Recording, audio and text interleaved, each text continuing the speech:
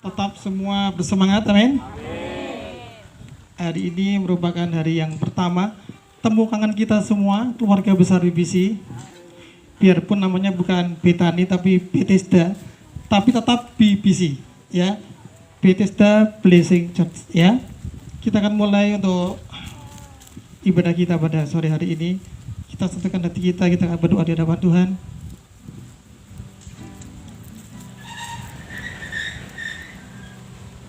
Terima kasih Tuhan untuk saat ini kami boleh bersama-sama kembali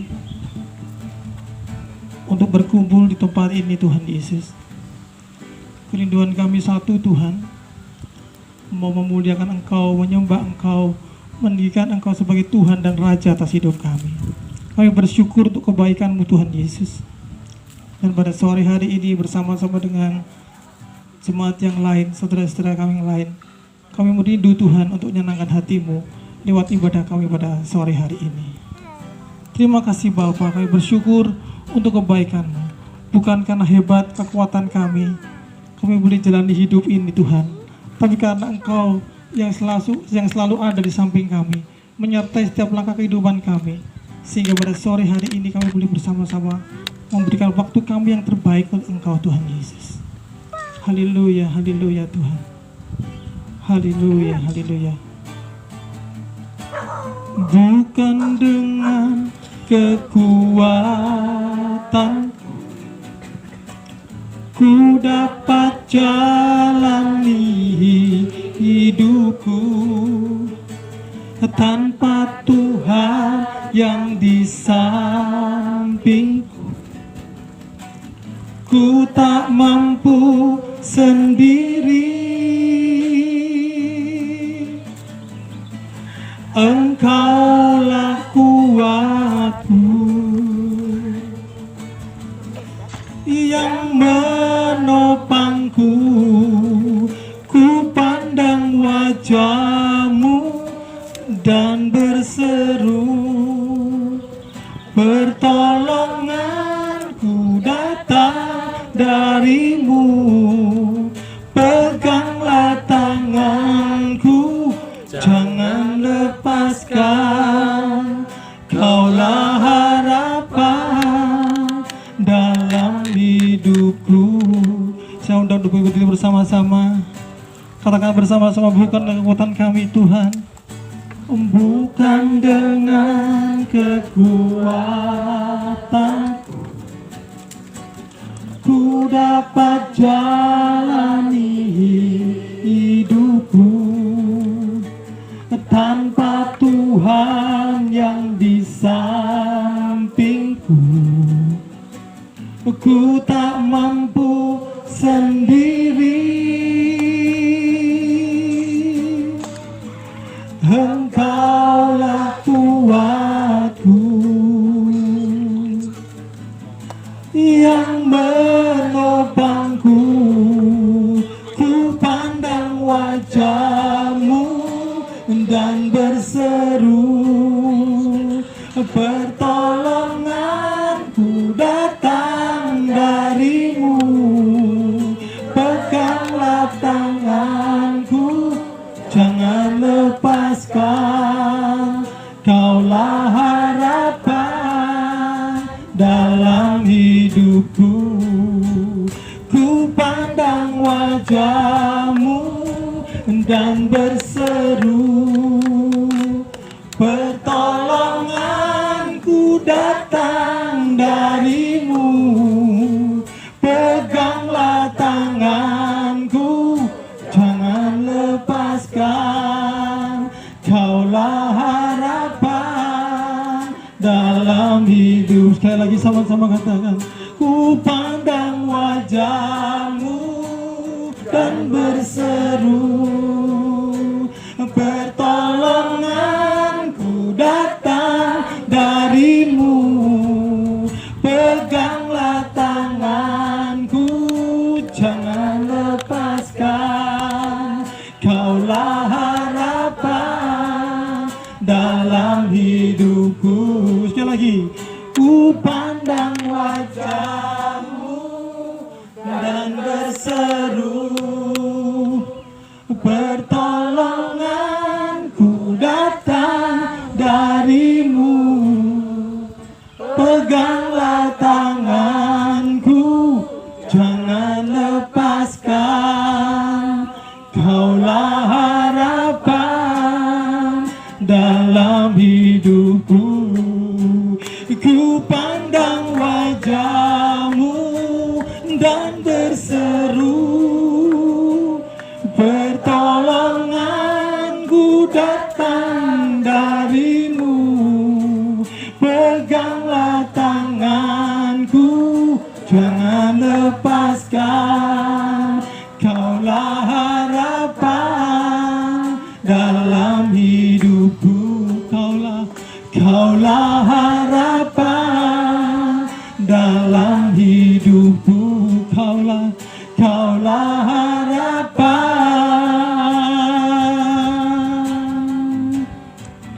dalam hidupku.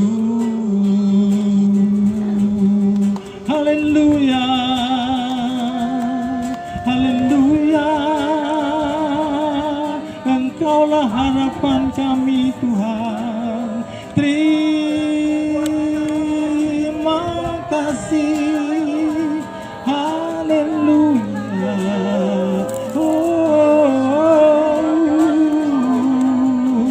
Ya Masih, Engkau luar biasa Tuhan. Oh haleluya, haleluya, haleluya. Terima kasih Bapa untuk kasih setiamu Tuhan, menyertai kami Bapa. Engkau Tuhan, haleluya, haleluya, Yesus, ya Masih. Kami bersyukur Tuhan, Engkau Allah yang luar biasa Bapa. Engkau Allah yang memegang setiap kehidupan kami, sehingga kami pada sore hari ini boleh bersama-sama hanya memandang Engkau Tuhan dan Juru Selamat kami. Engkau Tuhan pembela kami, Engkau Tuhan penolong kami, Engkau Tuhan tempat perlindungan kami. Kami bersyukur Tuhan pada sore hari ini. Tidak ada ucapan lain selain kami bersyukur kepada Engkau, sebab Engkau Allah yang baik. Amin. Haleluya, haleluya. Terima kasih Tuhan untuk penyertaan-Mu. Terima kasih Bapa untuk kasih setiamu bagi setiap kami. Ya rapasikan daya da. Ya da. Ya lama sikit. Ya lama sikara da. Ya da. Terima kasih Tuhan. Terima kasih Tuhan. Terima kasih Tuhan. Terima kasih Bapa. Terima kasih. Kami bersyukur Tuhan Yesus untuk semua yang baik yang Kau berikan bagi setiap kami. Sebab kami terlalu percaya Engkau Tuhan, Engkau Allah yang baik bagi setiap kami. Terima kasih untuk sore hari ini. Kami tahu tidak ada hal yang lebih baik di saat kami boleh bersama-sama dengan Engkau di tempat ini, menikmati segala kebaikan-Mu, menikmati segala kasih setia-Mu Tuhan yang melimpah atas hidup kami. Terima kasih Bapa. Kami bersorak-sorai bagi Engkau, kami memuji Engkau Tuhan, kami bersuka cita sebab Engkau Allah yang baik atas hidup kami. Yang Shalom muji Tuhan bersama-sama dengan kami, katakan bersama-sama amin. Beri tepuk tangan. Allah kita baik, amin. Lihat kiri kanan tapi jempol tangan, jangan semestinya ya, belum boleh. Kasih salam gini aja, ya. Allah kita baik, amin. Ayo Allah kita baik. Bertepuk tangan sama-sama.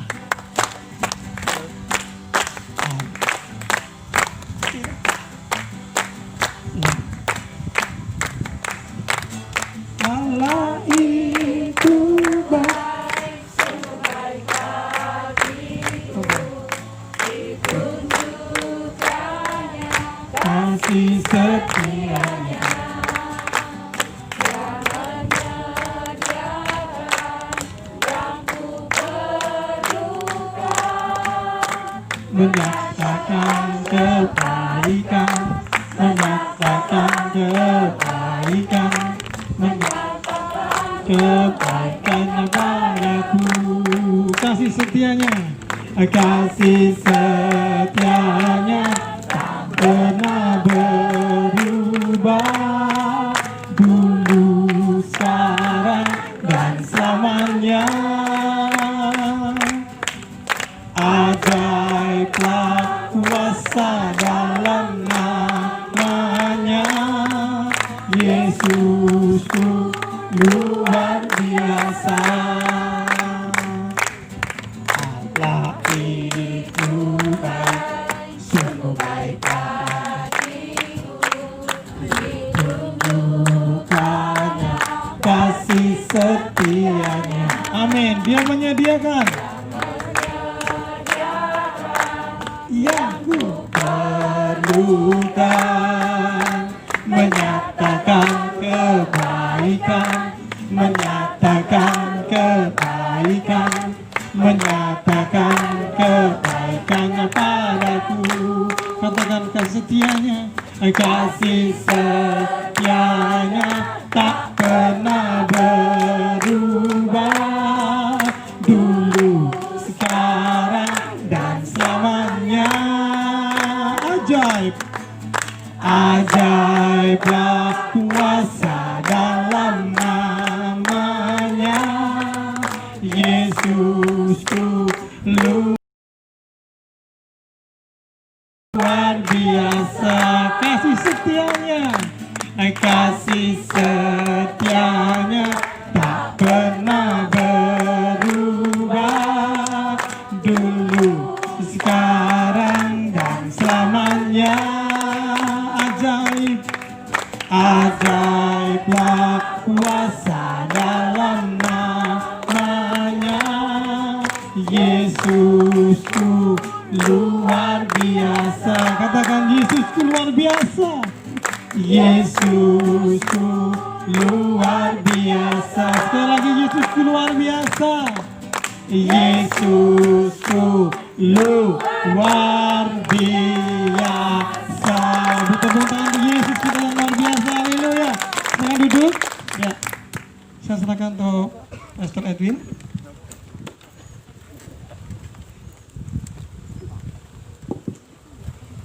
Haleluya. Shalom. Apa kabar? Seneng ya akhirnya ya bisa berjumpa kembali. Saya nggak nyangka kalau bakal seperti ini loh. Ada sound system. Saya pikir hanya bergerombol biasa gitu saja. Ya, kalau sudah bersuka cita, saya juga terlebih suka-suka karena ini yang jadi doa saya dengan istri saya selama 4 bulan ya. 4 bulan lebih saya nggak bisa pulang, kita nggak bisa keluar dari kota Bandung, nggak berani keluar dari rumah juga, karena memang di Bandung itu cukup ketat sekali. Jadi ketika saya bisa ada di kota Semarang rasanya kayak mimpi gitu loh. Haleluya, apalagi ketemu sama saudara sekalian.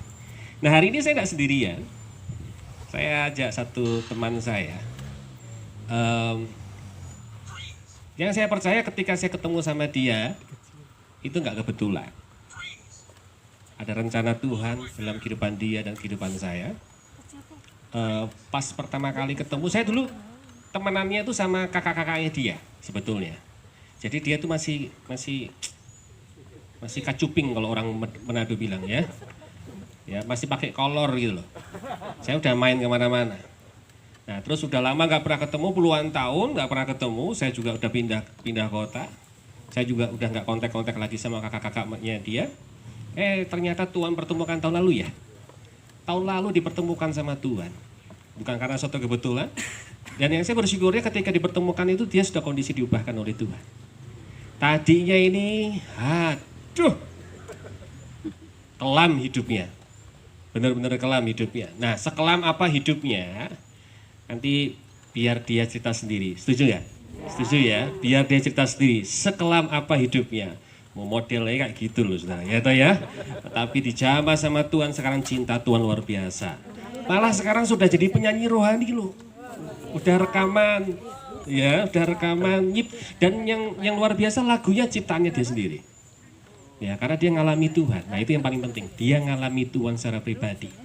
Ayo Gu, jangan lama-lama Gu. Selamat sore saudara-saudara, Shalom. Nama saya Segon Banset Teguh Prasetyo. dulunya, sekarang setelah dibaptis jadi Paul ya, dipanggil Paul von Banset. Iya. Ya, kehidupan saya sebelumnya cukup kelam seperti yang diceritakan Pastor Edwin ya. Banyak berkecimpung di dunia hitam, mabuk, narkoba, lengkap pokoknya. Udah lengkap, udah komplit. Tapi dalam perjalanan hidup saya, puji Tuhan, saya mengalami satu titik di mana saya menemukan Tuhan.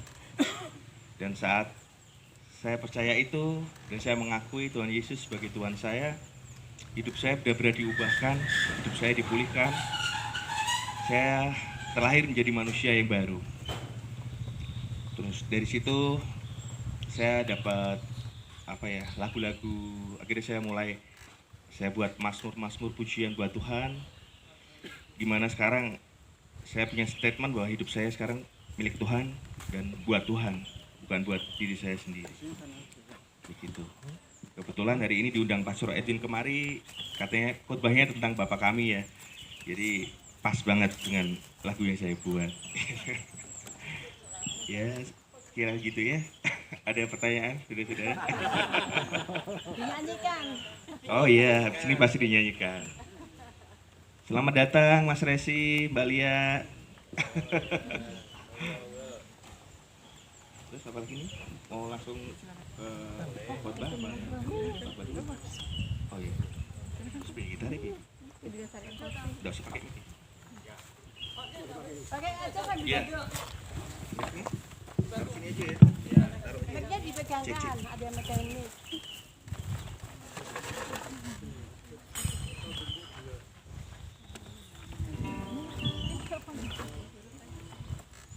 Nyanyi bareng-bareng ya. Doa Bapak kami persis kata-katanya kalimatnya tidak berubah. Persis Sama doa Bapak kami. Nadanya. Adanya ya. Doa Bapak kami bisa kan? Pada bisa kan? Iya. Saya buat lagu ini karena saya ke gereja akhir-akhir ini saya melihat orang-orang melupakan doa yang sebenarnya penting banget yang Tuhan Yesus sendiri ajarkan ke kita. Jadi saya buat lagu ini, harapan saya semoga kita orang-orang Kristen pengikut Yesus Kristus, anak-anaknya Tuhan, kita bisa mengingat kembali doa yang diajarkan Tuhan Yesus sendiri kepada kita. Amin.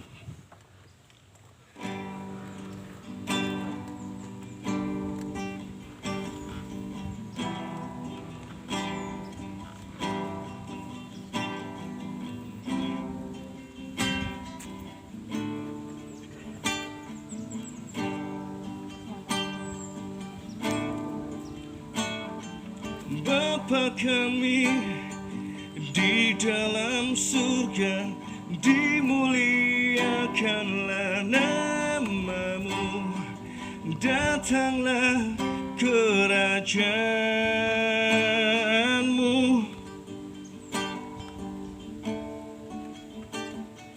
jadilah kehendakmu di atas bumi seperti di dalam surga.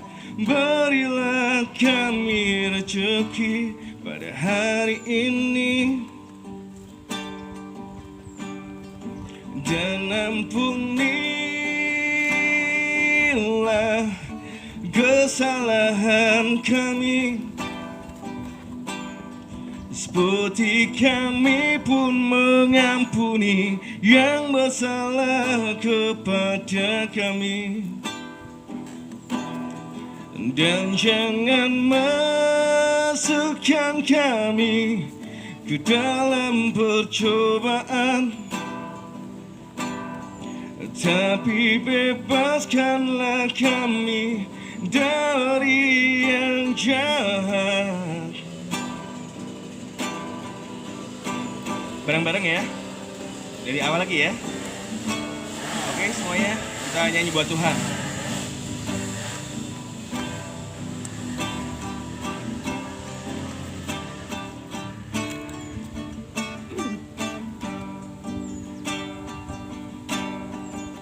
Yuk. Bapa kami di dalam surga, dimuliakanlah namamu, datanglah kerajaanmu.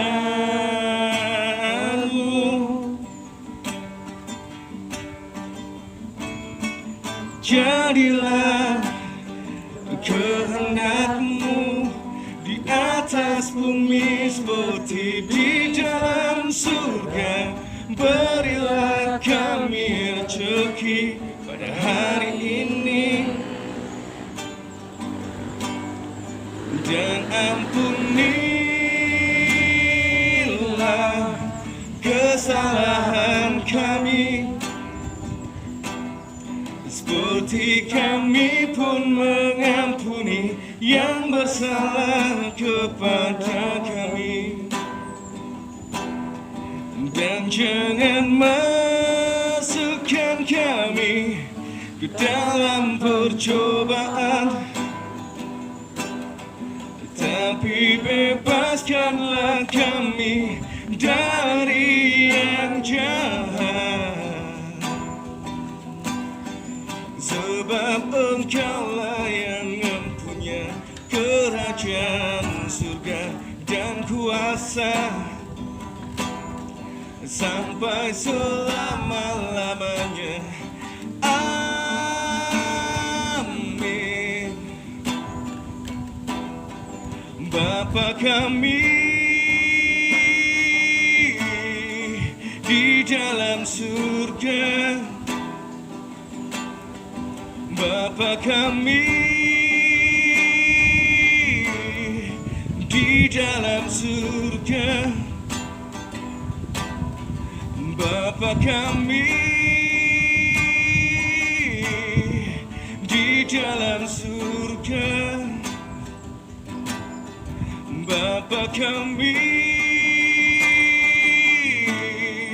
di dalam surga.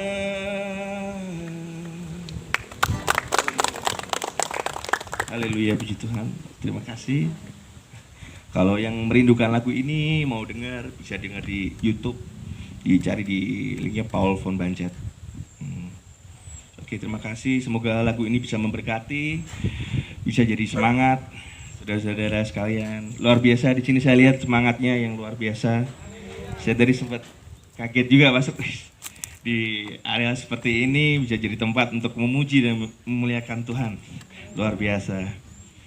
Oke, saya serahkan kembali ke Pastor Edwin. Ya, satu hal yang saya tahu, rencana Tuhan tidak pernah gagal. Sekalipun dia sempat menggagalkan diri.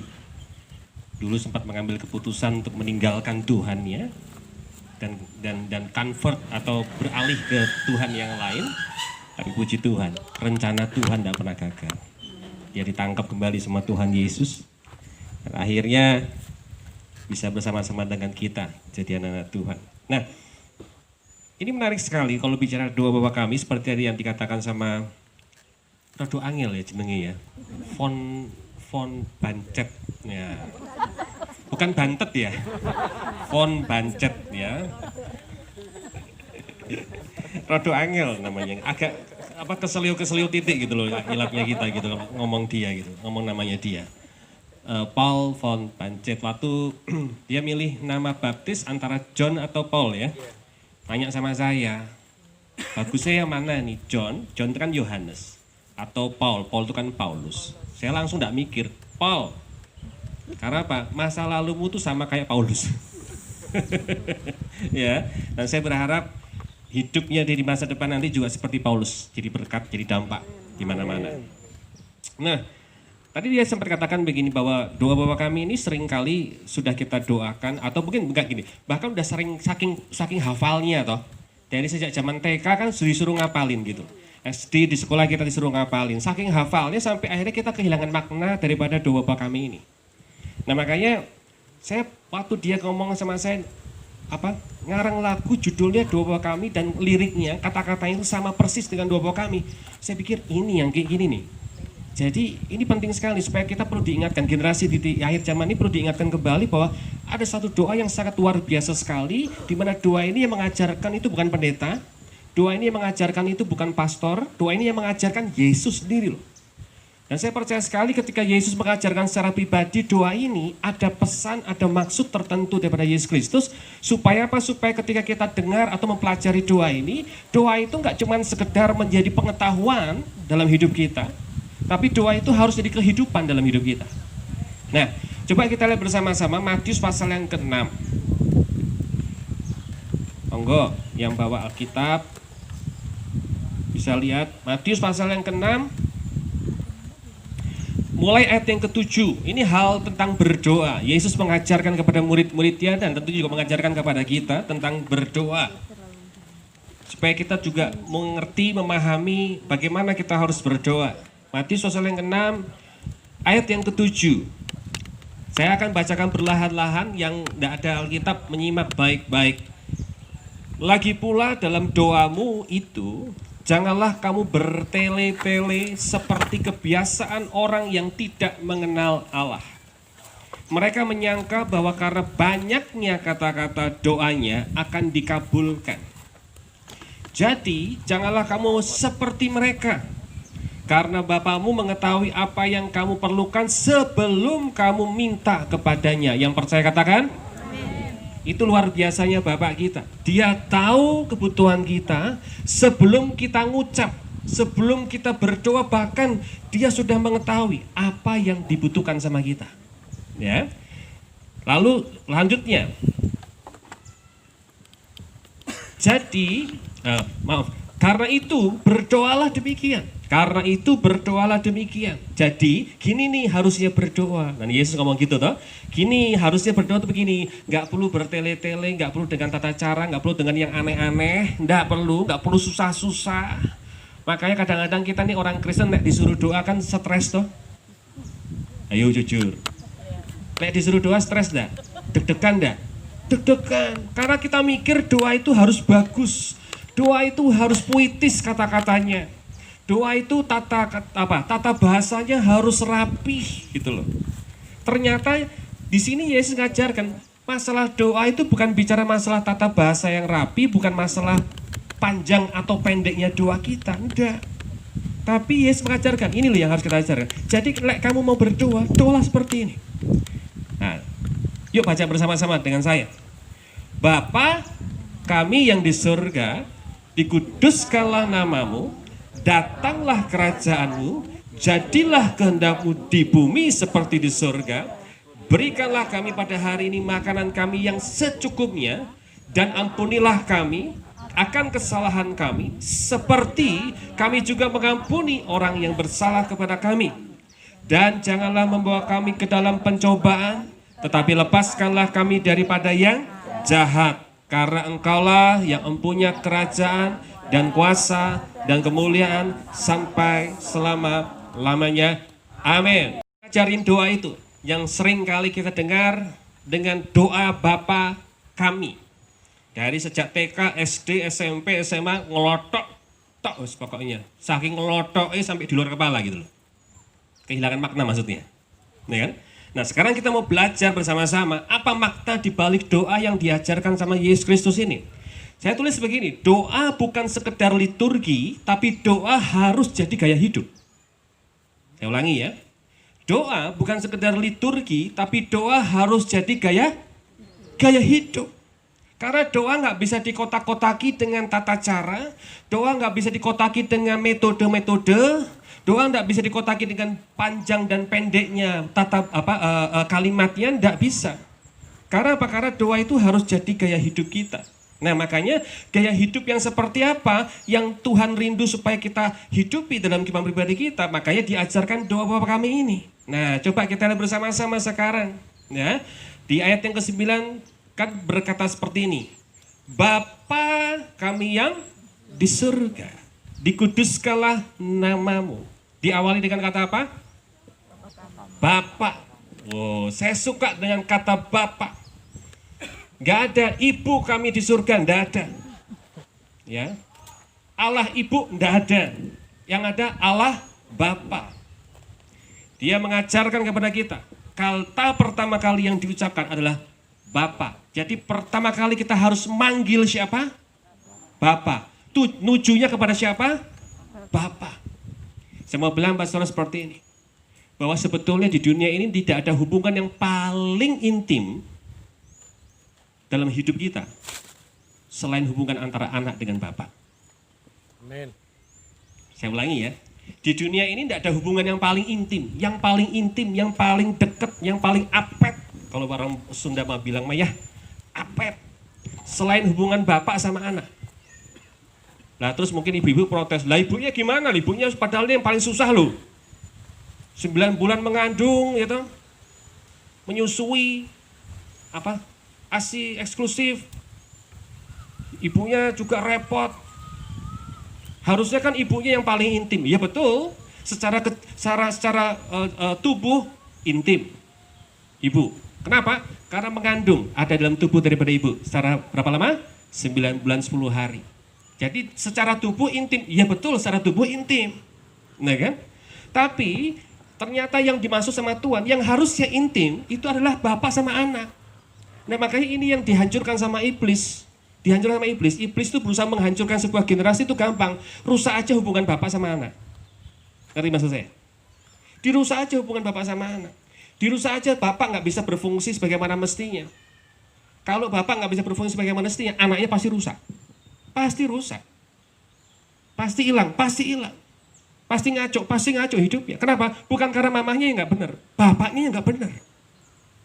Karena apa? Bapak itu sumber. Katakan saya sumber. Sumber itu tidak main-main loh. Apa yang keluar dari sumber itu yang dinikmati, betul nggak? Ya kan? Nah kalau sumbernya nggak beres, ya makanya yang dinikmati juga nggak beres, yang keluar juga nggak beres. Makanya Yesus mengajarkan betapa penting makna Bapa. Makanya diajarkan pertama kali di doa Bapa kami adalah Bapa kami di surga. Bapa kami di surga. Saya percaya Teguh itu juga punya pengalaman yang nggak baik dengan Bapak, betul? Pernah ya? Tidak baik. Saya pernah mengalami pengalaman yang tidak baik dengan Bapak saya dan dampaknya bisa dilihat, gitu. Dan selama saya banyak konseling beberapa generasi muda, anak-anak muda, keluarga-keluarga muda yang bermasalah, ternyata ujung-ujungnya ada satu akar yang belum diberesin. Akarnya bukan sama ibunya ternyata, sama bapaknya. Sama bapaknya. Nah ini makanya Yesus mengajarkan Bapa kami yang di surga. Oh, tidak ada hubungan yang terintim selain hubungan antara bapak sama anak.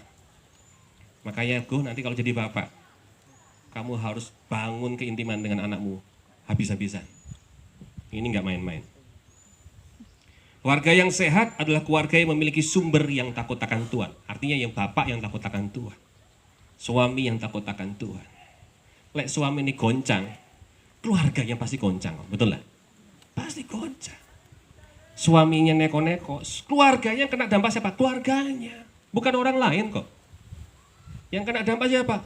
Istrinya udah pasti. Siapa lagi? Anak-anaknya udah pasti. Mungkin gak dirasakan sekarang, tapi nanti, betul lah? Nanti makanya ini dia ngajarkan betapa arti bapak itu penting sekali. Makanya dia ajarkan kepada kita betapa pentingnya sumber itu harus sehat. Tahu nggak sih kalau ternyata seluruh orang jahat ya, ini orang jahat loh, jahat di dunia. Artinya ini orang jahat yang paling jahat. Salah satunya dulu zaman Perang Dunia Kedua itu ada yang namanya Hitler. Hitler ini jahatnya Pol. Itu bunuh manusia itu kayak bunuh pitik gitu loh. Itu sudah jutaan orang yang dibunuh sama Hitler. Ngeri sekali. Dia sengaja, apalagi orang Yahudi ya, dia sengaja berusaha untuk menghancurkan generasi Yahudi karena dia anggap itu jadi saingan yang terberatnya dia gitu. Wah, dihancurkan. Salah satu cara yang paling terkenal waktu itu adalah ketika dia mau menghancurkan sebuah generasi, dimasukkan ke sebuah ruangan. Ruangan itulah ruangan gas. Jadi dimasukkan suami istri, satu keluarga itu banyak keluarga dikumpulkan ada ratusan gitu, dikumpulkan jadi satu, dibeleceti gitu saudara, lalu habis itu dikasih gas beracun. Nanti begitu dibuka, wis meleleh semua badannya, hancur tubuhnya. Diberusak, jahatnya luar biasa. Bunuhnya dengan cara yang sadis, yang jahat. Saya mikir ini kenapa ya sampai dia ini tega berlaku seperti itu, melakukan hal seperti itu, kenapa? Ternyata akar satu. Akarnya satu. Hitler ini sangat mencintai ibunya. Tapi takut sama bapaknya. Masalah ternyata. Sama ibunya sayangnya luar biasa. Tapi sama bapaknya takutnya luar biasa. Saya baca historinya, sejarahnya. Saya jadi mengaca sama diri saya sendiri. Saya dulu sayang sekali sama mama saya. Tapi takutnya luar biasa sama bapak saya. Puji Tuhan, Tuhan baik. Pak Geri, ya toh? Tuhan sama Bu Geri, dipulihkanlah keluarga kami. Akhirnya bisa diubahkan. Nah ini masalahnya Hitler tidak sempat mengenal Tuhan gitu loh. Akhirnya jadi begitu, jahatnya Paul. Ngeri sekali ini kelakuannya. Karena gara-gara apa? Sumbernya jelek, sumbernya nggak berfungsi. Bukannya dihormati tapi ditakuti. Dia sama mamanya cinta banget. Kasan sayang gitu loh. Makanya kata bapak ini ternyata dalam sekali. Makanya ketika kita tidak punya hubungan baik dengan bapak, kita tidak bisa membayangkan bapak di surga itu seperti apa kasihnya. Sulit kan? Sulit. Ini yang dikejar sama iblis. Dirusaklah generasi kita, dirusaklah hubungan bapak sama anak di dunia ini. Supaya apa? Supaya orang-orang itu tidak punya pandangan, tidak punya pengertian bagaimana kasih bapak di surga terhadap manusia, terhadap kita. Ini yang kasihan sekali gitu loh. Coba kita lihat Matius 7. Matius pasal yang ke-7 ayat yang ke-9.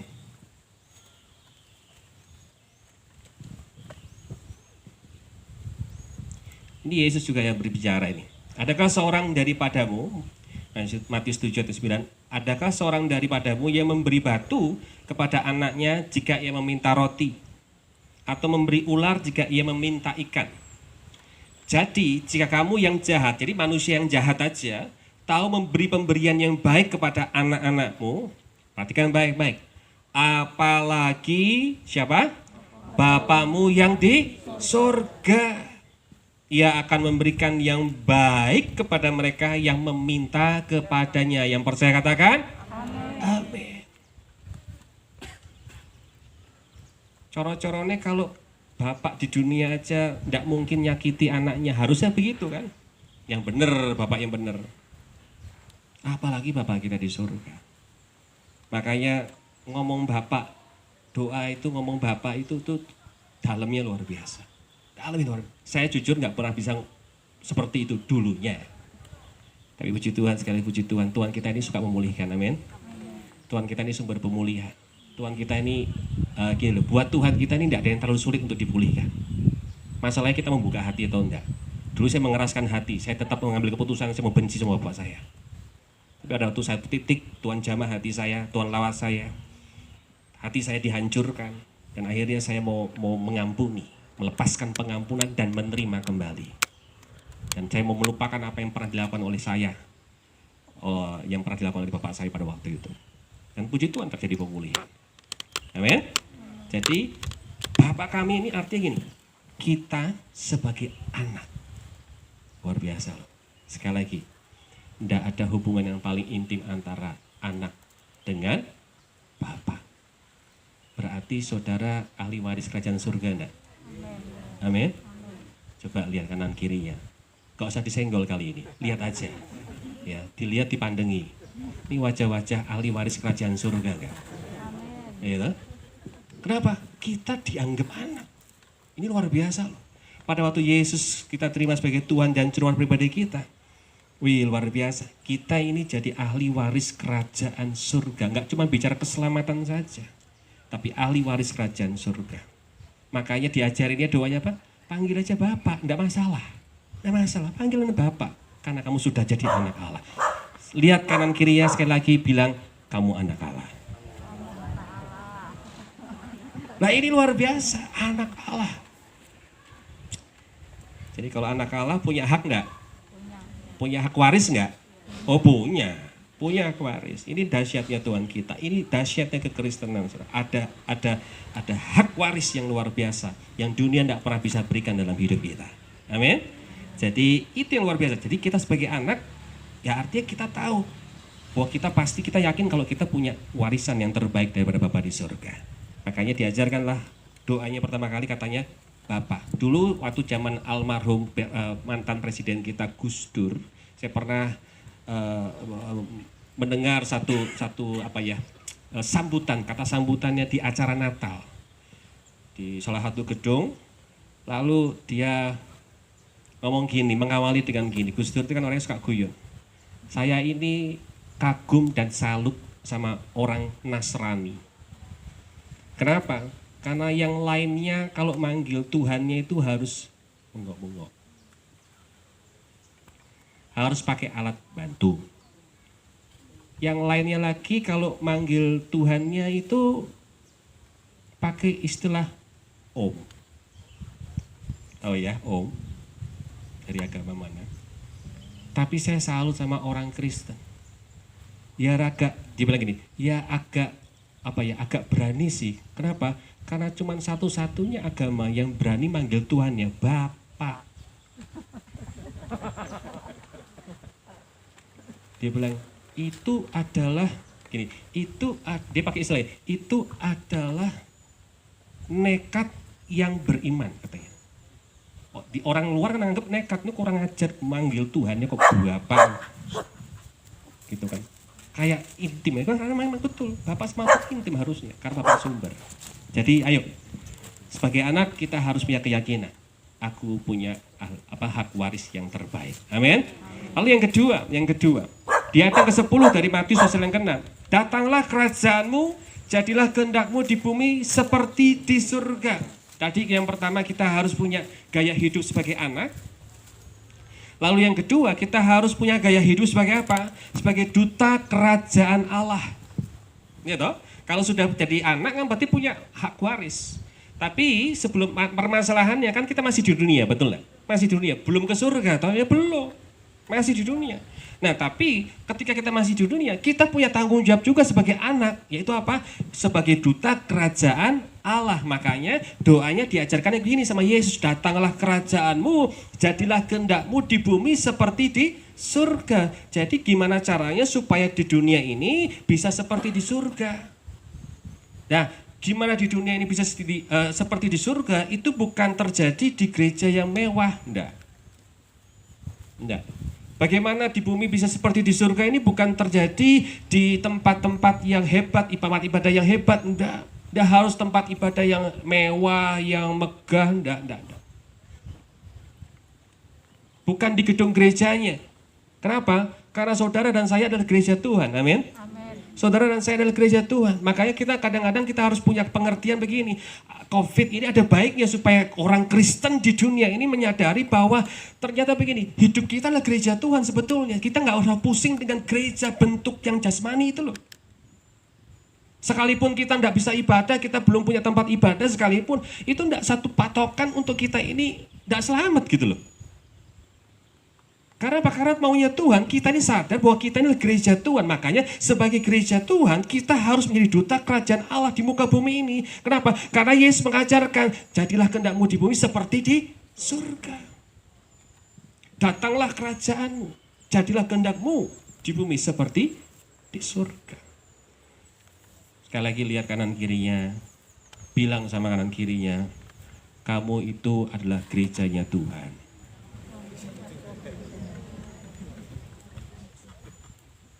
Jadi duta kerajaan Allah kita ini.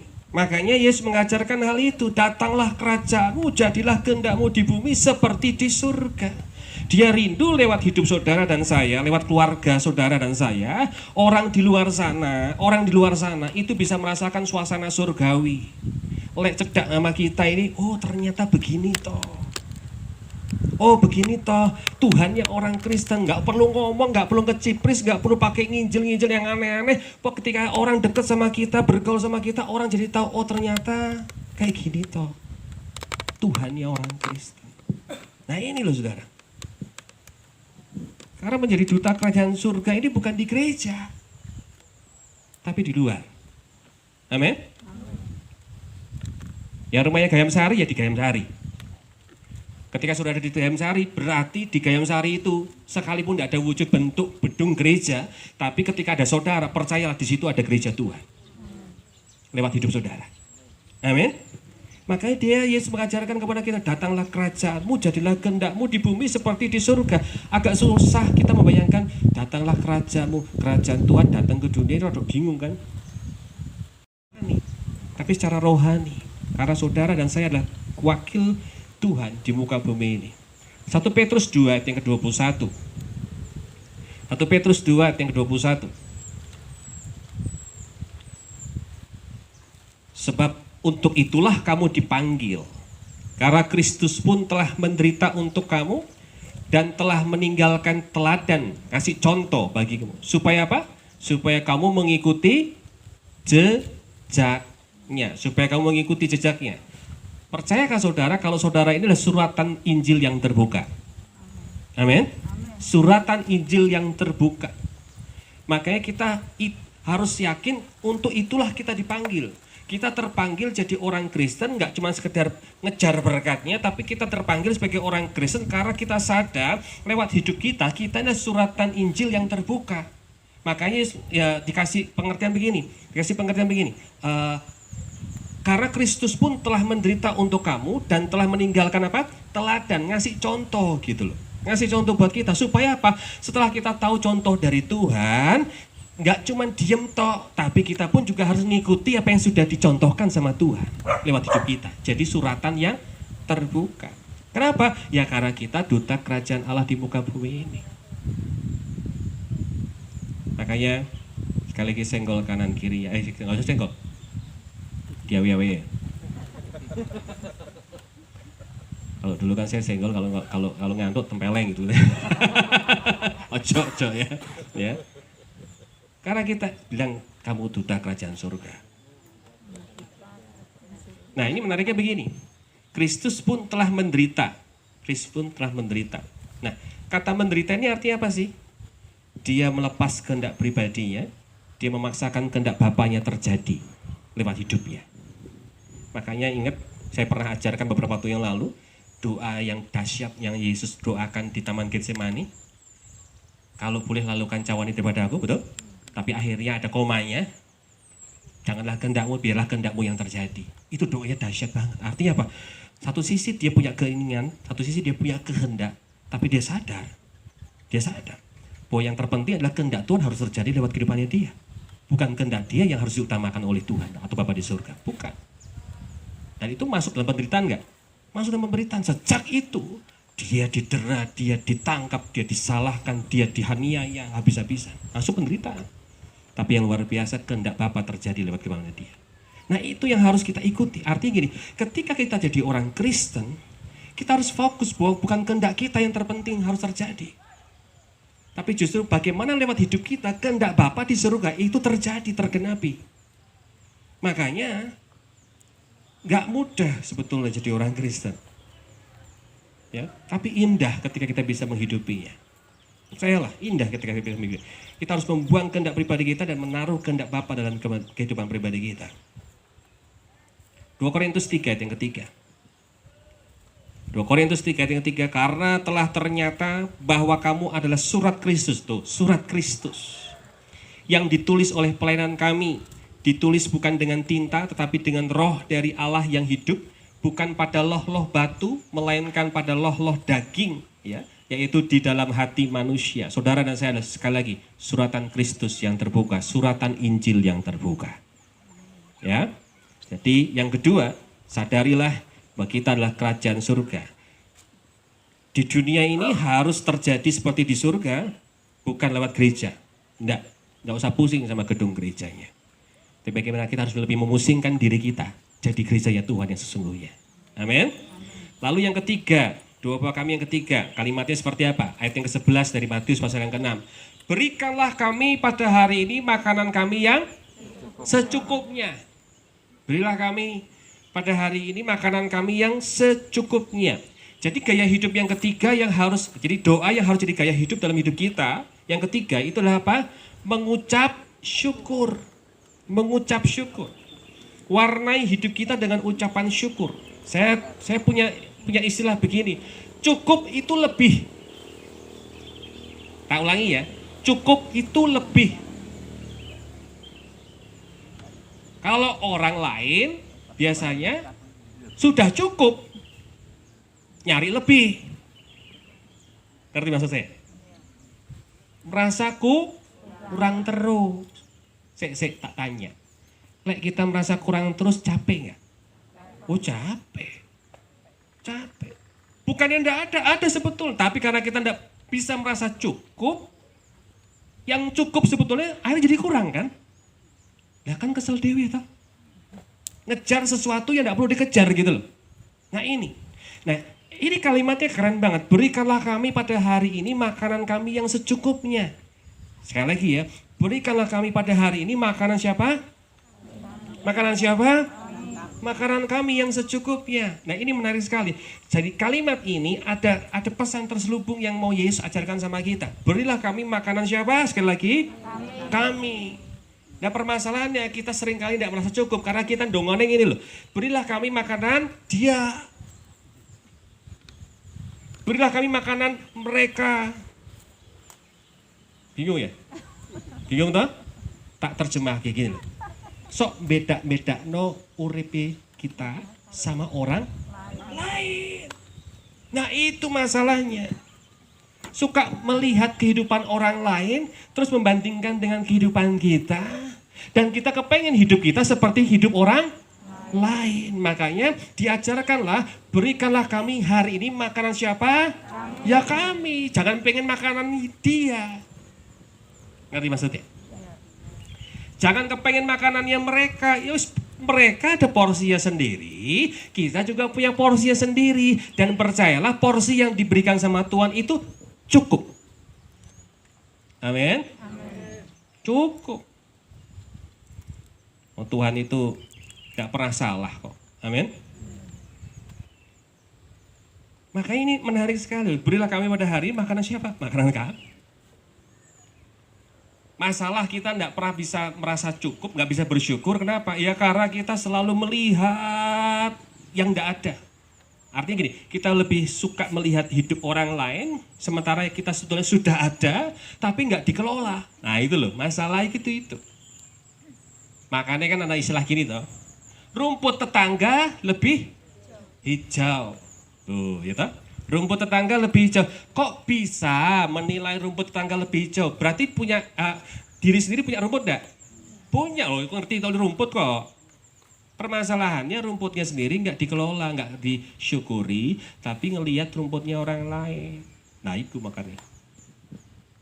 Jadi masalah kan? Makanya kita nggak bisa di pribadi yang mengucap syukur. Mengucap syukur nggak jadi bagian dalam hidup kita ini loh. Ini masalah. Wah keren banget loh ini, itu apa kami ini. Berikanlah kami pada hari ini makanan kami yang secukupnya. Kita nggak diajarin sama Tuhan, berilah kami hari ini makanan untuk 1 bulan ke depan. Dah. Supaya aman, tenang. Dah. Tapi makanan yang secukupnya. Firman Tuhan yang berlayan kesusahan hari ini bila cukup untuk hari ini. Besok ada kesusahannya sendiri. Artinya apa? Setiap hari, hari demi hari, waktu demi waktu kita harus terus bergantung sama Tuhan.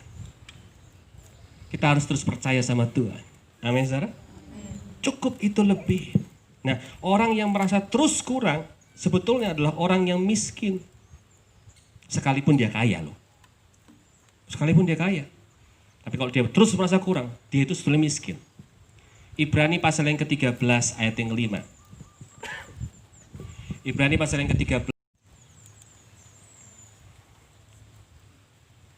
Janganlah kamu menjadi hamba uang dan cukupkanlah dirimu dengan apa yang ada padamu karena Allah telah berfirman. Yuk sama-sama. Aku sekali-kali tidak akan membiarkan engkau dan aku sekali-kali tidak akan meninggalkan engkau. Saya tulis begini, ada yang lebih indah dari sekedar merasa harus diberkati, lebih. Yaitu penyertaan Tuhan. Tak ulangi ya. Ada yang lebih indah dari sekedar merasa harus diberkati lebih. Yaitu penyertaan Tuhan. Kita pengennya diberkati lebih sama Tuhan.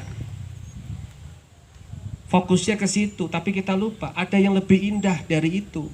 Yaitu apa? Kalau sampai hari ini kita tetap bisa sehat. Kalau sampai hari ini kita tetap bisa ketawa. Saya ketawa semua yuk, senyum-senyum mana senyumnya? Nah, ayu-ayu ganteng-ganteng. Ya toh? Hari ini kita masih menghirup udara segar.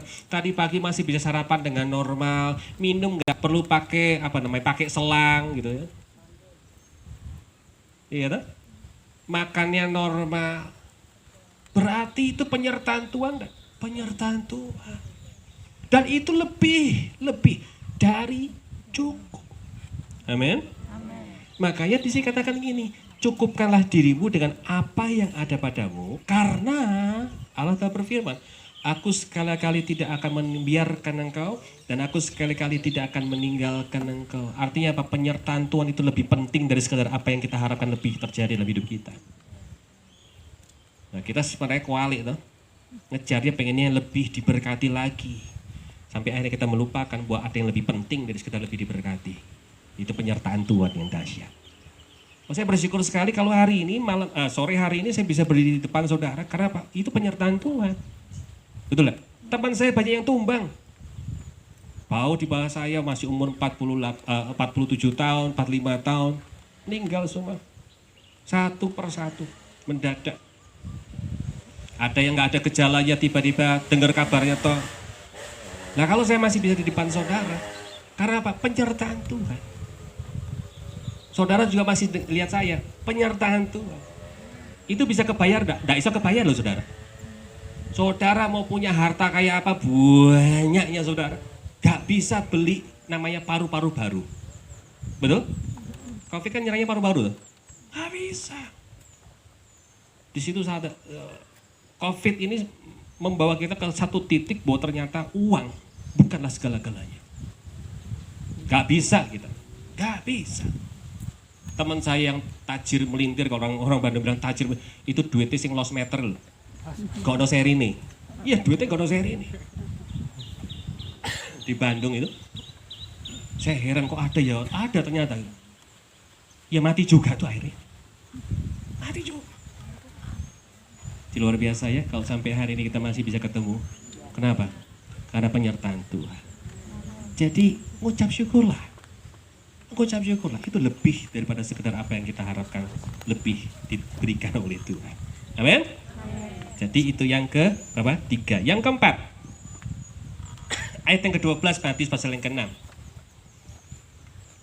Dan ampunilah kami. Wah, bagian ini ya, pas tadi nyanyi itu, ini tuh dalam, ya, ini dalam.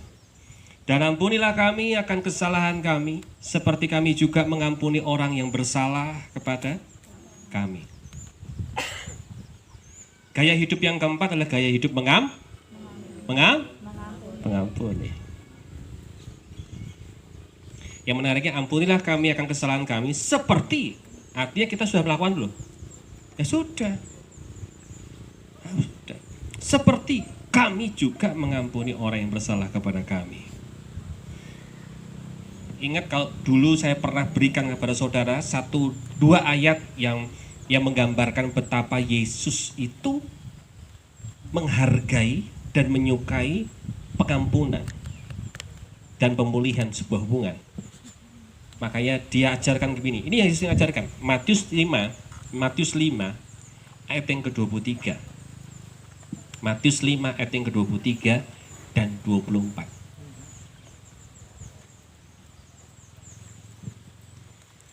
Firman Tuhan berkata seperti ini. Ini Yesus yang ngajarin lo ya. Sebab itu, jika engkau mempersembahkan persembahanmu di atas mezbah, itu bagus enggak? Bagus. Ibadah toh? Ibadah. Doa toh? Doa. Nyembah enggak? Nyembah itu. Ya. Dan engkau teringat, jelalah kok kelingan.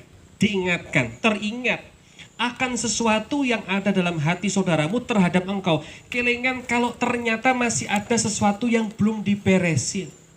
Kelingan kok ternyata masih ada ganjelan sama mertua, masih ada ganjelan sama mantu, masih ada ganjelan sama kakak, sama orang awak, siapapun lah.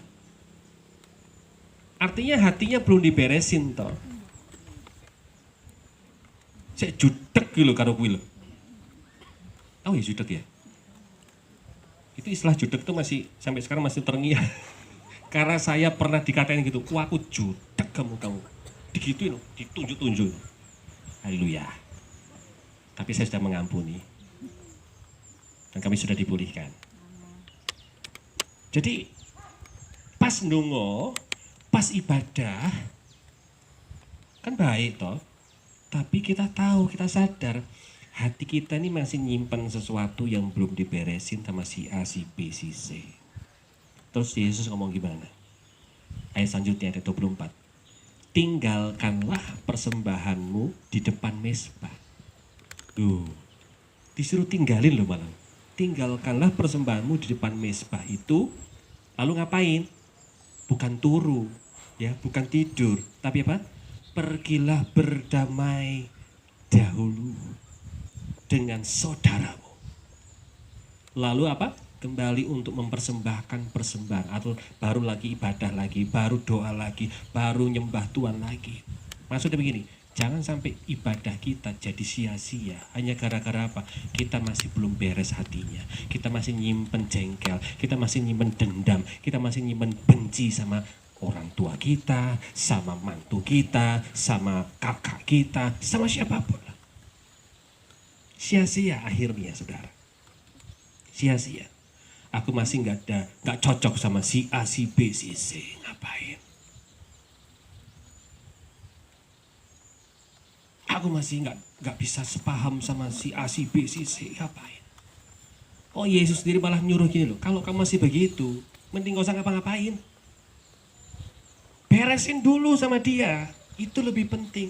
Karena gini loh, Yesus itu disalibkan untuk apa? Supaya hubungan kita dengan sesama itu beres dan hubungan kita dengan Bapa di surga juga beres. Makanya salib toh, salib kan ada horizontal, ada vertikal. Darahnya tercurah, membasuh, mendamaikan hubungan kita yang rusak dengan sesama dan mendamaikan hubungan kita yang rusak dengan Bapa di surga. Sampai segitunya loh, untuk supaya hubungan kita dengan sesama itu dipulihkan. Dia nyerahin nyawanya, dia harus curahkan darahnya buat kita di atas kayu salib. Berarti penting enggak pengampunan? Oh penting. Penting enggak apa perdamaian? Penting. Penting enggak pemulihan? Penting. Penting. Nah kalau kita yang sudah tahu kita harus melepaskan pengampunan, tapi kita tidak melepaskan, berarti kita sama saja tidak percaya dengan karya Yesus di atas kayu salib loh.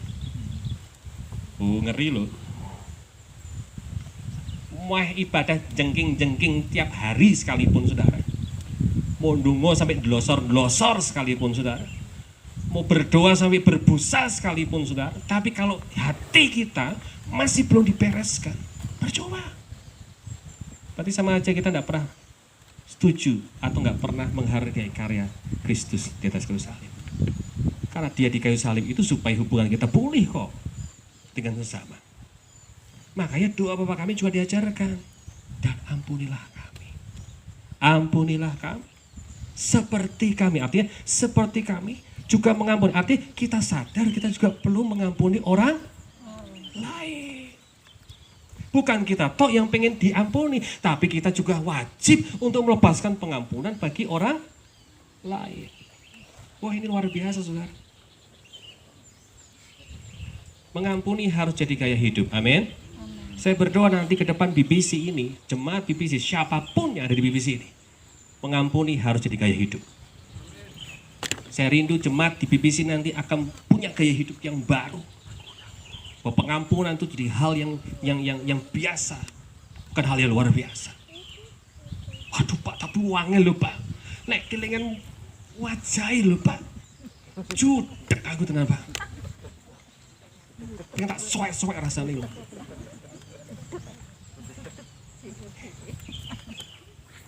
Ya. Apalagi kalau ingat kelakuannya dia memperlakukan saya seperti apa. Rasanya susah Pak. Saya kan masih manusia bukan malaikat. Yang ngomong malaikat ya sopo. Nek malaikat yang nggak di sini tempatnya saudara. Tapi justru kita masih manusia itulah kita harus membangun hidup kita untuk lebih baik lagi. Amin. Mengampuni ini harus jadi gaya hidup ternyata. Maka Yesus doa Bapa kami itu diajarkan. Saya ingat sekali di John Bosco itu, saya setelah sekolah terakhir, satu-satunya sekolah yang mau terima saya apa adanya, Don Bosco. Saking nuakalnya saudara ya, saya ini pernah sekolah di YSKI, Habis itu Tugu Soeharto. Habis itu Bethesda. Tapi sekolah Bethesda, masih ada nggak ya Bethesda sekarang ya?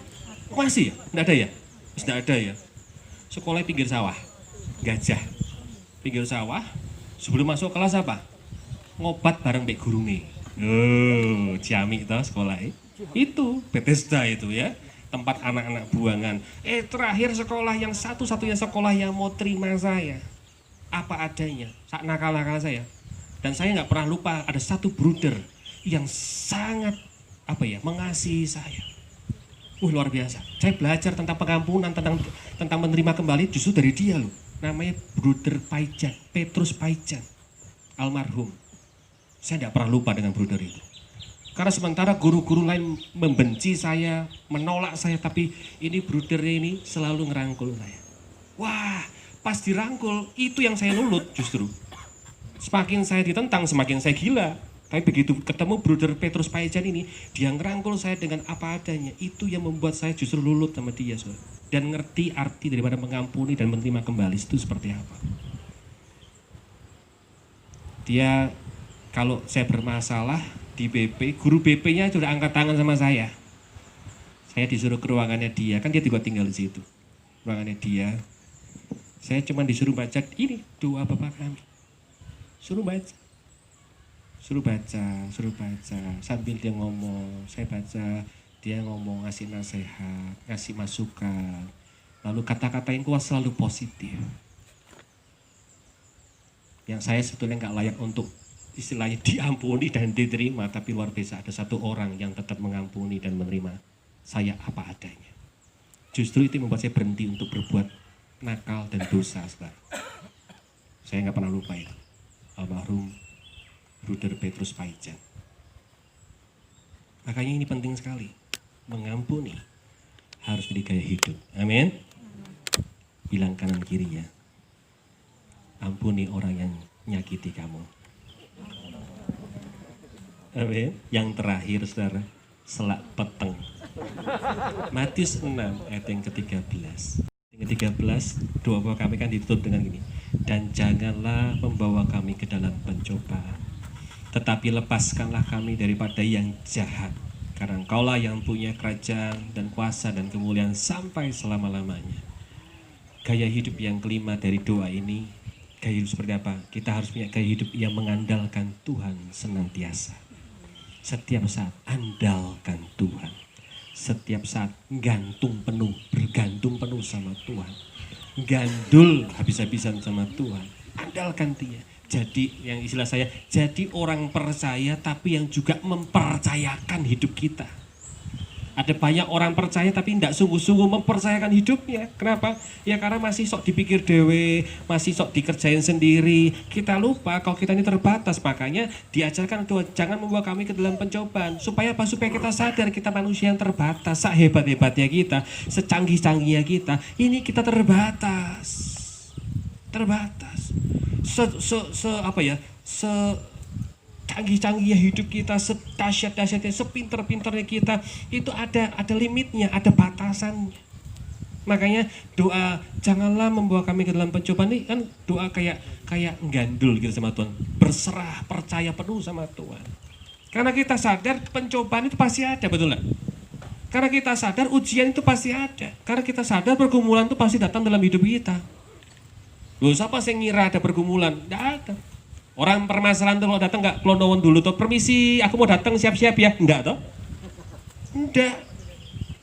Saya santai-santai, aman-aman masuk 2020 dengan semangat yang luar biasa. Saya pikir saya siap melayani Tuhan kembali, saya siap keliling kembali di tahun 2020 ini. Jadwal sudah diatur dari sejak tahun 2019.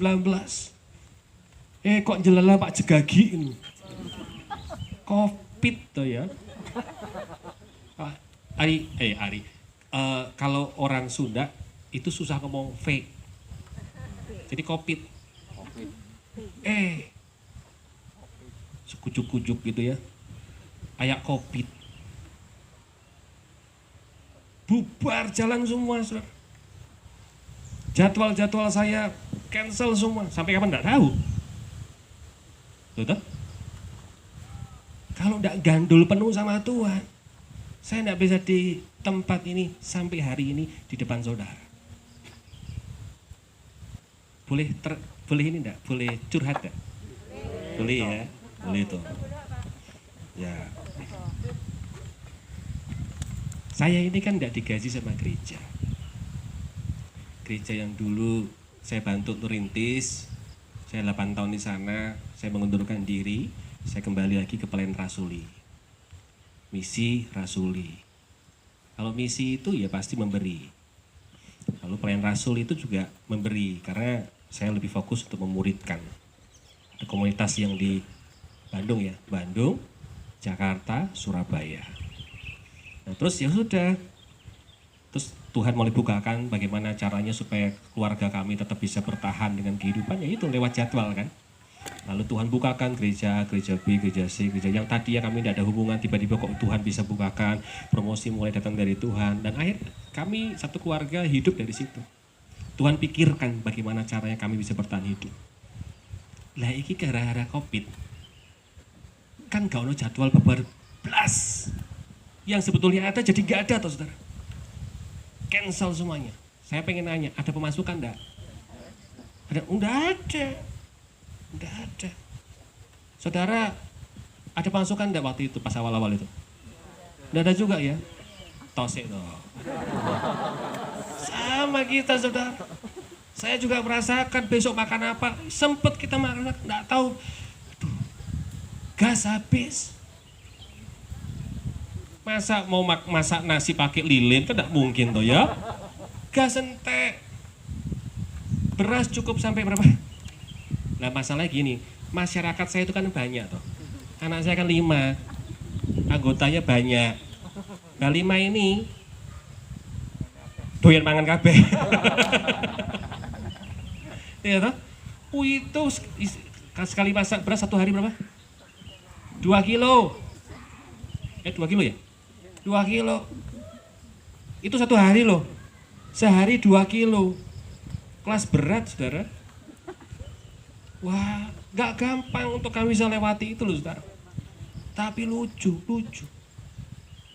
Di tengah-tengah situasi yang pas-pasan, ya ada sedikit sedikit sisa tabungan gitu kan. Tapi kan sosialnya entek tuh ya. Dipakai ya. Pas-pasan gitu. Tuhan itu kasih hati sama saya, sama istri saya untuk nabur. Duki lucu. Lagi aja mepet kok malah disuruh nabur. Cenglinya kan kalau hitung-hitungan kan ya pasti rugi. Loh iya toh. Hitung-hitungan pasti ini harus mepet. Ini mepetnya harus irit, tapi enggak, sama itu malah suruh nabur. Waktu itu misi pertama kali yang kami kerjakan setelah Covid itu adalah kami menabur untuk ojol, ya para ojol dan warung-warung di sekitar rumah di komplek kami. Karena gara-gara Covid itu ojol pasti drop. Lalu warung-warung sekitar itu juga drop. Kenapa? Karena ojol biasanya sarapannya di situ, makan siang di situ, tapi karena mereka juga ada penghasilan, jadi otomatis yang warung-warung ini juga nggak laku. Buang nasi setiap hari sampai 4 liter, 5 liter. Sayang, kasihan gitu loh. Akhirnya ya udah, awalnya mau dimasakin sama istri saya, lalu kayak keliling gitu ya. Gara-gara lihat satu pemandangan gini, pas ngantar istri saya, ngeliat pemandangan ada di depan rumah, di komplek kami, di blok kami itu ada tempat pangkalan ojol gitu. Lalu ada satu ojol itu, bapak-bapak udah sepuh, dia tertunduk begini, tiduran begini, gak bergerak sama sekali, tak pikir mati gitu ojol. Saya udah ternyata enggak. Masalahnya apa? Dia berangkat belum sempat sarapan, ya karena gak ada duit. Tapi dia tetap bermasakan diri berangkat, itu jam 2 siang. Wah, hati saya hancur ngeliat begitu.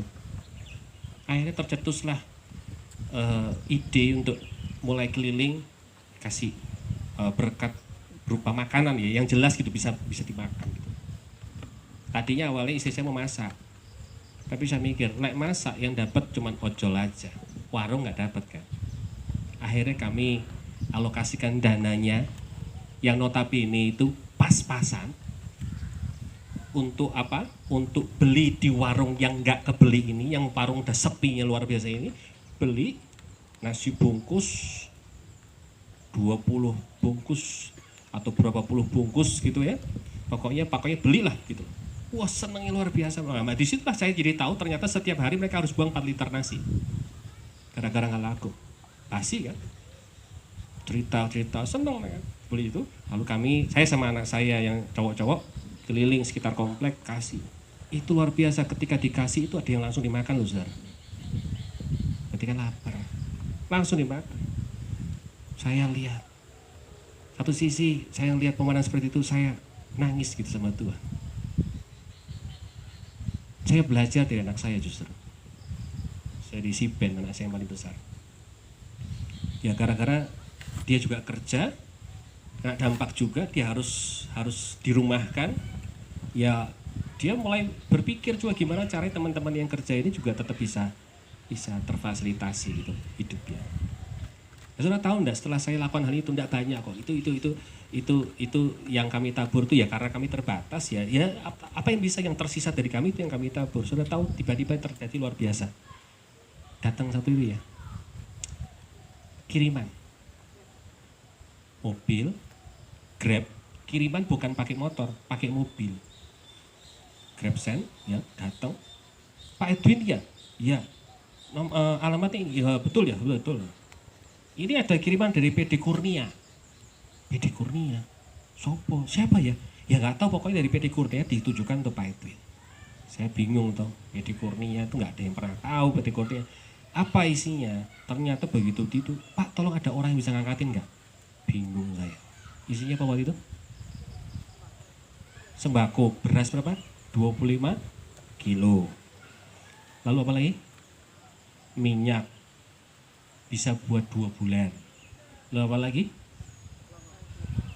Gula pasir dan kawan-kawannya. Lalu apa lagi? Plus apa? Daging sapi berapa kilo? 5 kilo. Daging sapi 5 kilo. Habis itu apa nih? Ayam yang tak pikir bebek saking gede ini, saudara. Ayamnya gede banget. Berapa? 3 ekor. Pokoknya seluruh kebutuhan makanan atau sembako itu dicepakno sama Tuhan dengan cara luar biasa. Sampai detik ini, saya tidak pernah tahu itu siapa PD Kurnia. Nggak ngerti loh, saudara.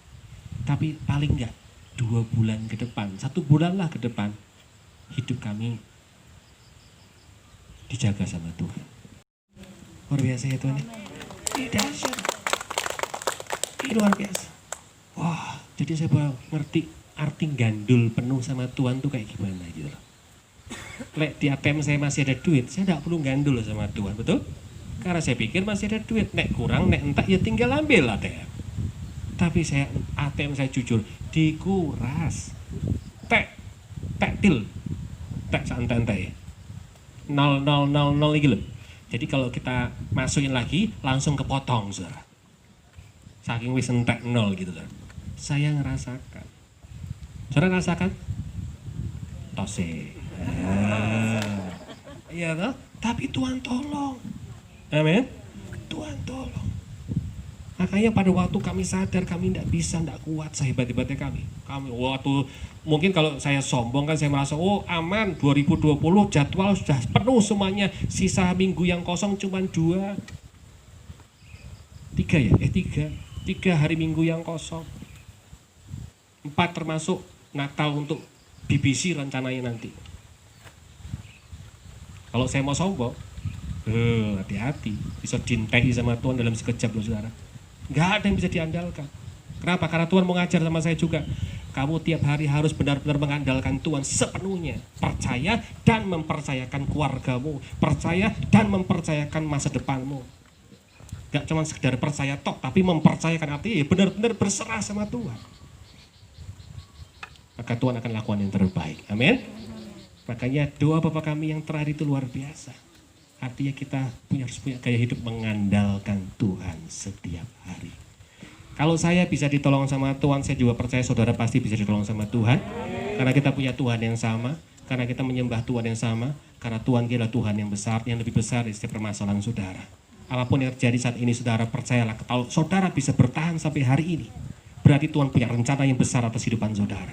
Ke depan nanti ada, percayalah, ke depan nanti Tuhan akan bukakan lebih dahsyat lagi pengalaman-pengalaman indah bersama dengan Tuhan.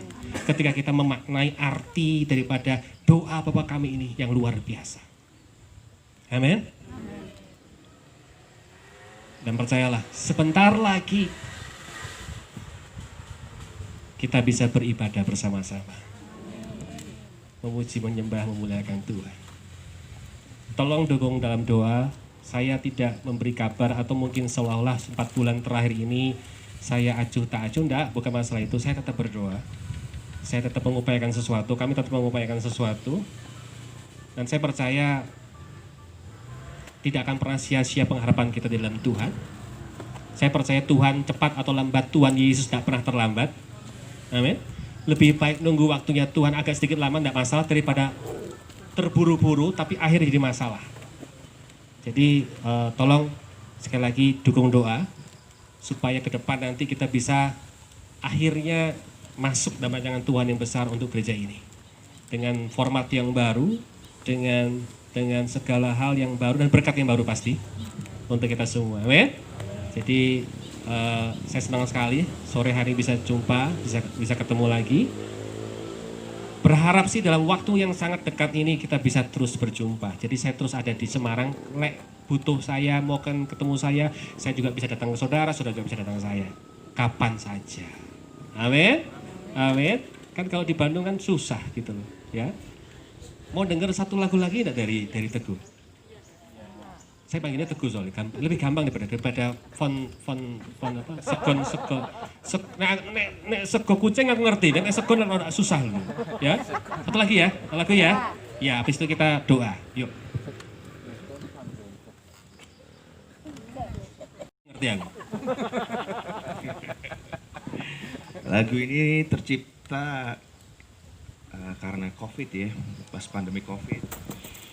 Banyak orang yang berjatuhan, tapi saya percaya kita anak-anak Tuhan diselamatkan. Saya percaya kita anak-anak Tuhan diberi jalan, diberi keselamatan. Oke.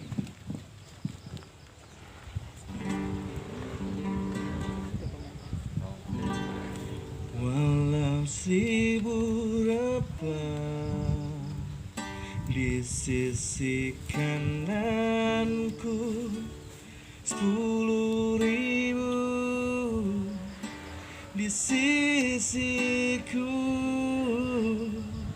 takkan mungkin menimpaku, sebab Bapa sertaku. Walau 1000 repat di sisi kananku, 10.000 di sisiku, takkan mungkin menimpaku, sebab Bapa sertaku. Tuhan perisaiku, dasar hidupku, Bapa sertaku di setiap langkahku. Tuhan besertaku, Tuhan melindungiku selalu.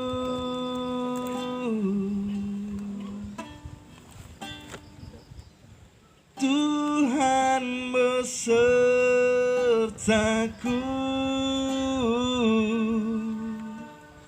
Tuhan besertaku,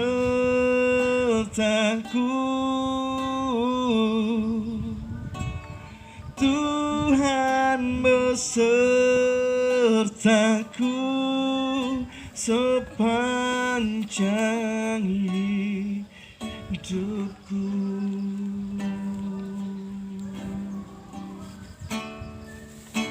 Terima kasih Tuhan, Engkau telah menjaga kami,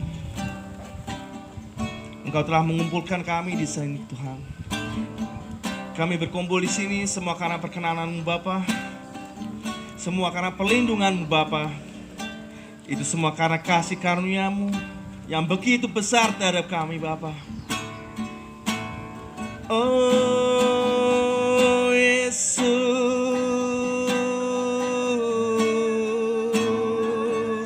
oh Tuhan, terima kasih Tuhan, Engkau besertaku sepanjang hidupku. Haleluya, puji Tuhan. Amin. Haleluya. Bersyukur Tuhan buat penyertaan-Mu. Kami percaya kalau kami ada sebagaimana kami ada hari ini bukan karena kami hebat, bukan karena kami kuat, tapi semua karena kasih-Mu yang Kau buktikan nyata atas setiap langkah hidup-Mu. Kami percaya Tuhan kehidupan kami itu ada di dalam tangan-Mu. Kami percaya masa depan kami sudah dituliskan oleh Tuhan. Mengajar setiap kami Tuhan untuk kami masuk dalam rancangan Tuhan yang besar dalam kehidupan kami. Untuk kami boleh menikmati setiap janji firman Tuhan. Tapi tidak sekedar menikmati janji firman Tuhan, kami juga bisa melakukan apa yang Kau perintahkan dalam hidup kami.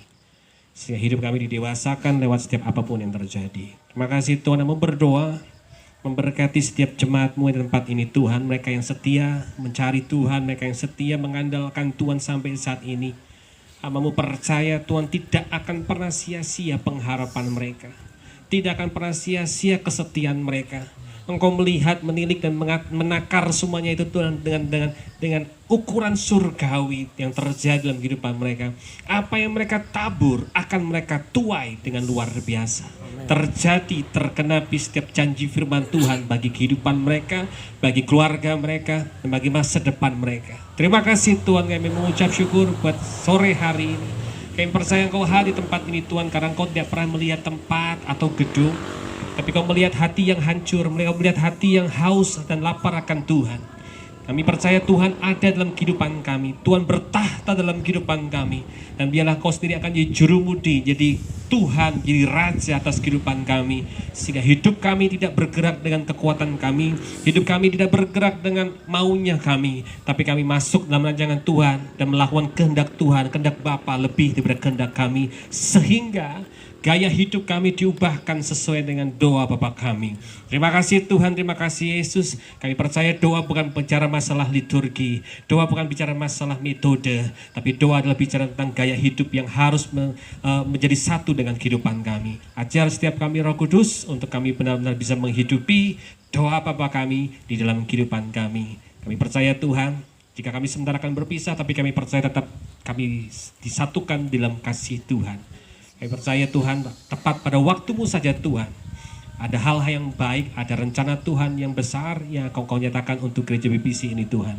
Ke depan nanti kami boleh melihat pertolongan-pertolongan Tuhan yang lebih dahsyat lagi. Kau di masa-masa yang lalu Tuhan sudah tolong kami dengan begitu luar biasa. Kami bersungguh sangat percaya ke depan Tuhan akan tolong dengan cara yang lebih luar biasa lagi. Amen. Di dalam nama Yesus Kristus kami boleh menjemput karya Tuhan, menjemput kuasa Tuhan. Kami menikmati apa yang Tuhan sudah sediakan di depan kami. Bagian kami harus melangkahkan kaki kami dan memperkuat iman kami di dalam Tuhan, untuk kami benar-benar boleh melihat dan menikmati apa yang sudah Tuhan sediakan. Terima kasih Tuhan, kami mengucap syukur. Kami percaya hadirat Tuhan tetap menaungi hati dan pikiran kami. Hadirat Tuhan tetap membuat damai sejahtera melimpah atas kehidupan kami. Karena itulah yang kami butuhkan Tuhan. Kami bukan butuh harta yang banyak, tapi kami butuh damai sejahtera yang melampaui segala akal budi, sukacita surgawi yang melimpah dalam kehidupan kami. Karena itulah yang tidak bisa diberikan oleh dunia dalam kehidupan kami. Terima kasih Tuhan, kami mengucap syukur. Di dalam nama Yesus Kristus kami percaya ke depan ada hal-hal besar yang akan kami alami. Dan kami mau jemput itu bersama dengan iman kami. Dalam nama Yesus, haleluya. Semua yang percaya dan diberkati oleh Tuhan katakan, amin, amin, amin, amin, amin. Puji Tuhan. Sekali lagi terima kasih buat waktunya, terima kasih buat kesetiaannya, terima kasih buat hatinya. Saya sungguh-sungguh merasa diberkati juga secara pribadi. Dan senang sekali bisa jumpa dengan saudara. Ya, Wajahnya sehat-sehat, seger-seger, luar biasa. Saya kembalikan kepada Pak Yanuar. Ngerti aku? Lagu ini tercipta karena COVID ya, pas pandemi COVID. Banyak orang yang berjatuhan, tapi saya percaya kita anak-anak Tuhan diselamatkan. Saya percaya kita anak-anak Tuhan diberi jalan, diberi keselamatan. Oke.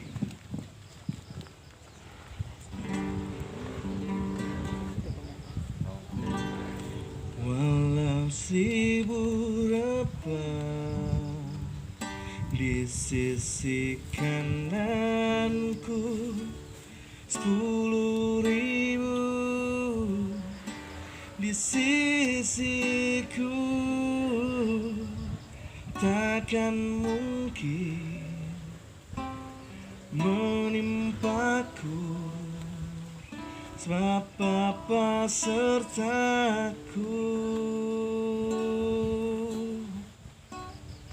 Walau 1000 repah di sisi kananku, 10.000 di sisiku, takkan mungkin menimpaku, sebab Bapa sertaku. Tuhan perisaiku, dasar hidupku, Bapa sertaku di setiap langkahku. Tuhan besertaku, Tuhan melindungiku selalu.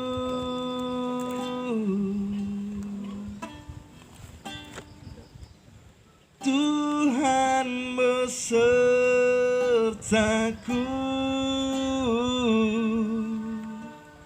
Tuhan besertaku,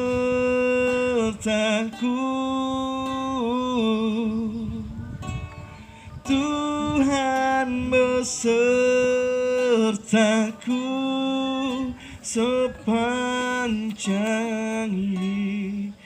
hidupku.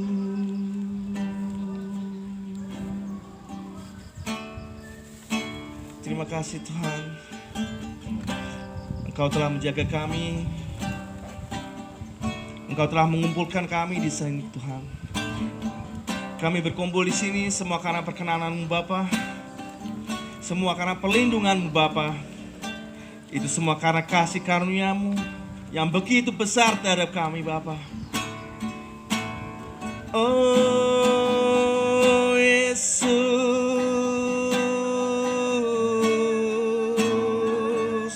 oh Tuhan, terima kasih Tuhan, Engkau besertaku sepanjang hidupku. Haleluya, puji Tuhan. Amin.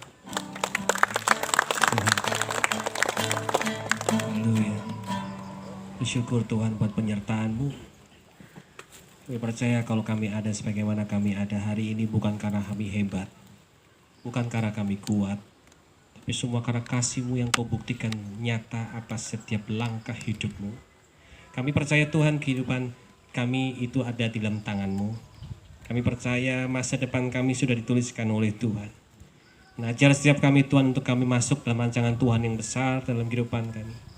Untuk kami boleh menikmati setiap janji firman Tuhan. Tapi tidak sekedar menikmati janji firman Tuhan, kami juga bisa melakukan apa yang Kau perintahkan dalam hidup kami.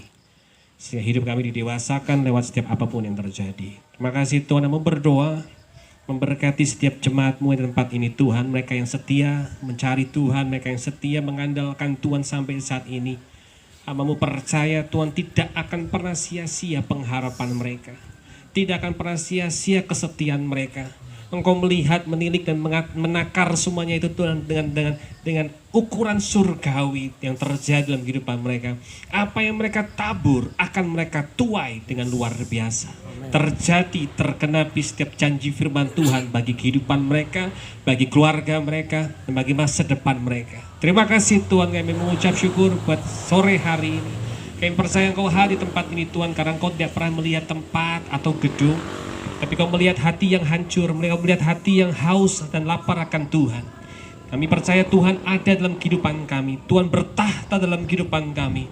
Dan biarlah Kau sendiri akan jadi jurumudi, jadi Tuhan, jadi Raja atas kehidupan kami. Sehingga hidup kami tidak bergerak dengan kekuatan kami. Hidup kami tidak bergerak dengan maunya kami. Tapi kami masuk dalam rancangan Tuhan dan melakukan kehendak Tuhan, kehendak Bapa lebih daripada kehendak kami. Sehingga gaya hidup kami diubahkan sesuai dengan doa Bapa kami. Terima kasih Tuhan, terima kasih Yesus. Kami percaya doa bukan bicara masalah liturgi, doa bukan bicara masalah metode, tapi doa adalah bicara tentang gaya hidup yang harus menjadi satu dengan kehidupan kami. Ajar setiap kami Roh Kudus untuk kami benar-benar bisa menghidupi doa Bapa kami di dalam kehidupan kami. Kami percaya Tuhan, jika kami sebentar akan berpisah, tapi kami percaya tetap kami disatukan dalam kasih Tuhan. Kami percaya Tuhan, tepat pada waktumu saja Tuhan. Ada hal-hal yang baik, ada rencana Tuhan yang besar yang Kau nyatakan untuk gereja BPC ini Tuhan.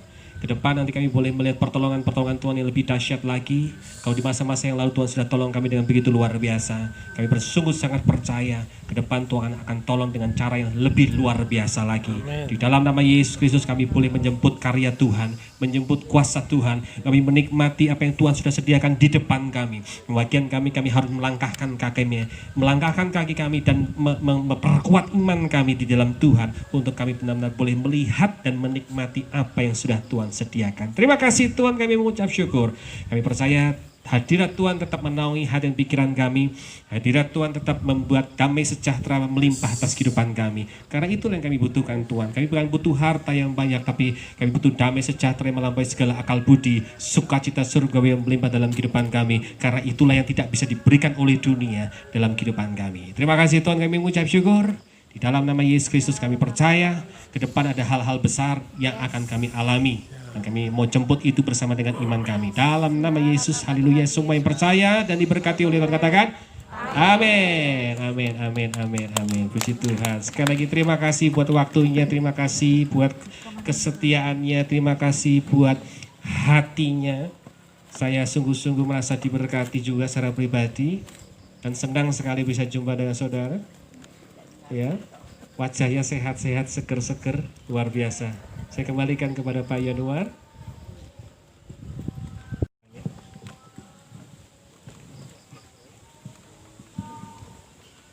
Ya, kita akan melengkapi ibadah kita dengan memberikan persembahan kita kepada Tuhan. Yang terbaik kita bawa, dan kita akan minta Tira bisa membantu. Kita berikan terbaik bagi Tuhan, dan kita akan berdoa terlebih dahulu untuk persembahan kita pada sore hari ini. Bapak bersyukur, terima kasih Tuhan untuk kebaikan-Mu, untuk setiap firman yang boleh kami dengar Tuhan Yesus. Engkau Allah yang tak pernah meninggalkan setiap kami, Engkau yang menjagai kami, yang memimpin kami Tuhan, dan menyertai setiap jalan kehidupan kami. Dan pada sore hari ini Tuhan, untuk melengkapi ibadah kami memberikan persembahan kami kepada Engkau Tuhan. Sucikan, kuduskan setiap rupiah yang boleh kami berikan kepada Engkau. Dan kami percaya Tuhan, setiap usaha pekerjaan apapun yang Kau beri pada kami, jadi kami berhasil dalam nama Yesus Kristus Tuhan, dan nama Tuhan dipermuliakan. Terima kasih Bapa, terima kasih Yesus, terima kasih Roh Kudus. Kami berdoa dan menyerahkan persembahan dalam tangan-Mu, dalam nama Yesus Kristus Tuhan kami sudah berdoa. Haleluya, amin.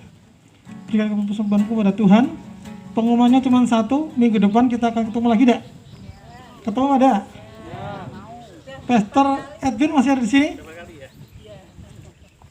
Pak Edwin ada di sini minggu masih? Kita Jumat di Jogja, Sabtu pulang. Ya.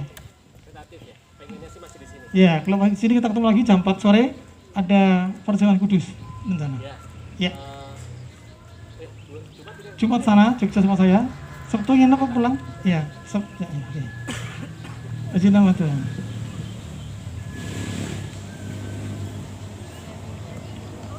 bersamamu Bapa. Ku lewati semua perkenananmu ya, teguhkan hatimu.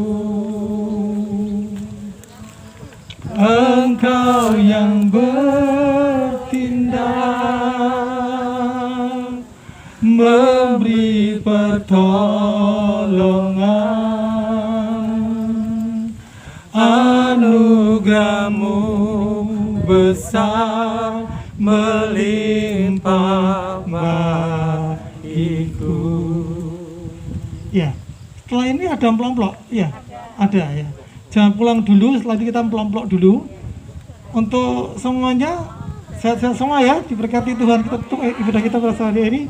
Mari Pak Edwin bisa berdoa, berkat bagi kita semua. Ya, kita akan berdoa berkat dulu untuk ibadah sore hari ini. Ayo mari berdiri bersama-sama, buka hati, angkat tangan, dengan iman kita percaya menerima berkat dari surga yang terbaik. Terima kasih Tuhan. Dan biarlah pengalaman tingkap langit dibukakan oleh Kristus Yesus. Wajah Kristus terarah, terfokus dalam setiap langkah kehidupanmu, dan hidupmu diberkati oleh Tuhan. Diberkatilah lumbungmu, diberkatilah setiap adonanmu, dibuat berhasil. Diberkatilah apa yang dikerjakan oleh kedua belah tanganmu karena diurapi oleh Tuhan, menghasilkan yang maksimal. Diberkatilah keluargamu semakin diikat dengan kasih Kristus yang luar biasa.